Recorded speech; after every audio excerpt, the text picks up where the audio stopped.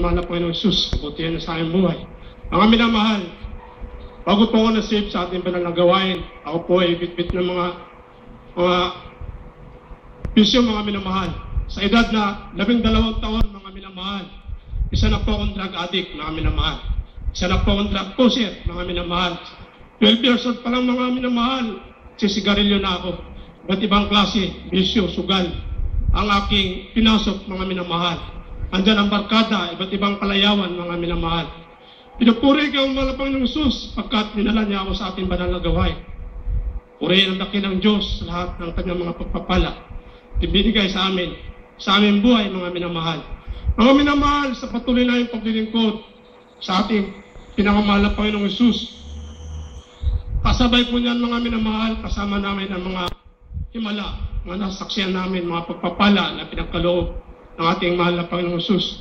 Isa po sa himala na pinagkaloob ng ating mahal na Panginoong Jesus, taong 1998, mga minamahal, nung aking beloved wife na nagkaroon ng UTI. Nung nagkaroon po siya ng UTI, mga minamahal, siya po ay nagdadalang tao, mga minamahal. 6 months pregnant po siya, mga minamahal, ang aking beloved wife. Noong mga taon na yan, mga minamahal, nagkaroon kami ng isang himala mula sa mahal na Panginoong Jesus sapagkat noong mga time na yan, mga minamahal, inatake po siya ng UTI. Isang linggo po, mga minamahal, ng aking beloved wife ay nandoon po sa pananakit ng kanyang UTI, mga minamahal. At di ko na po matiis yung kanyang naramdaman. Sumasakit po talaga lagi. So nag-decide po kami, mga minamahal, we decided to bring her to the hospital ng mga time na yan, mga minamahal, sa East Avenue. Ayon sa finding ng doktor, mga minamahal, kailangan mawala ang isa sa kanila. Kailangan daw siyang iraspa, mga minamahal, ang aking beloved wife. Kailangan mawala ang isa sa kanila, lalo na po yung aking minamahal na anak.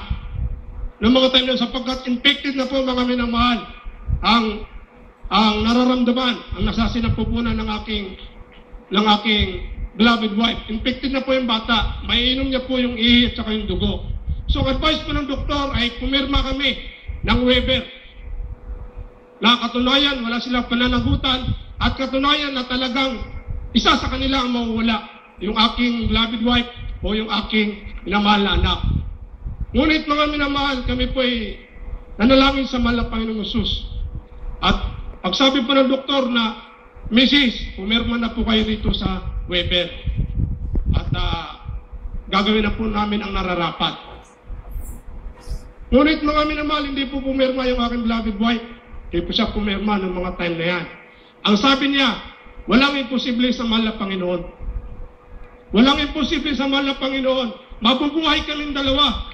Sabi ng aking beloved wife, mabubuhay kaming dalawa. Mga minamahal, pagkabigkas ng aking beloved wife, ng mga katagang iyon, gumalaw po yung bata. Minuto lang mga minamahal, gumalaw yung bata. Sa sinapupunan ng aking mahal na kabiyak. Gumalaw yung bata. Nagtaka ang mga doktor na gumalaw yung bata. Kasi 24 hours po, mga minamahal, hindi gumalaw yung bata. 24 hours. Ang akala ng doktor, patay na. So kaya nag-decide na talagang mawawala ang isa sa kanila. Kasi malalason yung bata. Ngunit, purihin ang dakilang Diyos. Nagkalubang kami ng himala. Gumalaw yung bata. Hindi lang po, mga minamahal.